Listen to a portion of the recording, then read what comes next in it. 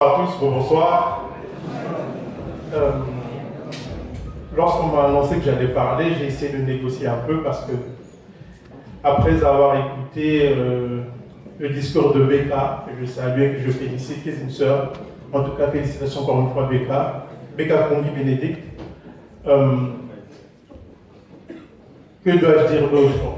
Je crois que Victoire Ingabire est assez inspirante pour dire quelque chose ce soir. Voilà. C'est un honneur d'être ici encore une fois. L'année passée, j'y étais.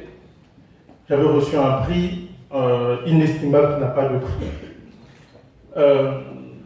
Quand on reçoit un prix portant le nom d'une personne comme Victoire Ingabire, après des gens comme le colonel Philippe Marchal qui est là, après moi, après toutes ces personnes, on fait preuve d'humilité. Et moi, mon histoire avec le Rwanda a commencé, ça fait quelques années. Pour ceux qui me connaissent, que je suis auteur de 5 livres, 4 portant sur la région des Grands Lacs, et le tout dernier qui porte sur la guerre de l'OTAN contre la Libye du colonel Kadhafi. Le dernier, c'est un peu s'inscrit dans la droite ligne que les livres que j'ai déjà écrits, donc les enquêtes que j'ai déjà menées sur la région des Grands Lacs. Et c'est toujours la même histoire. Vous avez des bons et des méchants, des gentils, des anges, et puis les mauvais de l'autre côté. Ce que j'ai appris depuis dans ce dossier m'a permis aussi de me réconcilier avec moi-même et surtout d'inviter les miens, là je parle des Congolais, à faire preuve d'attention et surtout de comprendre surtout que les Rwandais n'étaient pas nos ennemis. Parce que la politique du pire, comme vous le savez, la politique du pire qui a eu lieu domicile dans la région des Grands Lacs a séparé les peuples.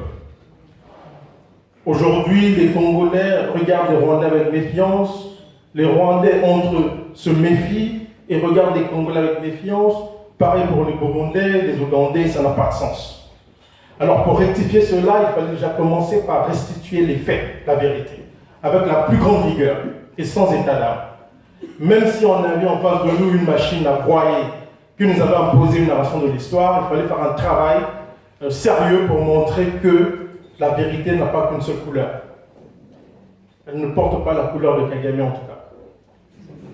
Et je profite ici pour saluer les gens qui m'ont précédé. Je parle ici de quelqu'un qui m'est cher, avec qui nous entretenons de très bons rapports. Je parle de Charles Nana, qui a fait un très grand travail sur la région des Grands Lacs. Je parle aussi de mon ami Pierre Péan. Ce sont des gens qui m'ont inspiré, qui ont fait un travail sérieux. Et vous savez, dans le cas des Grands Lacs, quand vous essayez de vous attaquer à la narration officielle, vous êtes attaqué, traité de tous les noms d'oiseaux. Négationniste, révisionniste, tout ce qu'on veut. En tout cas, moi, j'ai adopté le mot révisionniste parce que c'est beau. Je pense que lorsque la vérité est falsifiée, la meilleure façon de la corriger, c'est de la réviser. Alors, quand on me traite de négationniste, je me sens très bien. Et j'ai envie de manger une chicoine congolaise. C'est un peu bien. Et donc, parlant de Victoire Ingabire, je crois que, comme l'a dit Becca Kombi, nous avons une héroïne, une de plus, sur la liste. On nous a trop imposé des héros. Et l'autre héros, là, notre ami, là, le héros qui a soi-disant avec un génocide qu'il a orchestré. Cet homme n'est pas un héros. Victoire est une héroïne. Et je crois qu'aujourd'hui, nous les hommes, nous devons avoir aussi l'humilité de nous incliner, puisque c'est la journée de la femme, et de reconnaître que celle qui fait plier Kagame aujourd'hui est une femme qui s'appelle Victoire. Ça ne fait de mal à personne. Ce sont nos mamans, ce sont nos sœurs, ce sont nos grandes sœurs, nos petites sœurs. Mais je crois que le travail de Victoire mérite d'être salué, et l'histoire ne peut plus l'occulter. Je ne veux pas être long parce qu'on m'a demandé de parler 5 minutes, donc je viens de respecter le temps. Mais je me rappelle d'une chose, c'est que Tupac Amaru, qui se battait contre les colons espagnols, au moment où on allait le tuer, avait dit une chose à ces assassins, il avait dit: vous ne faites que me tuer, je reviendrai, nous serons des millions.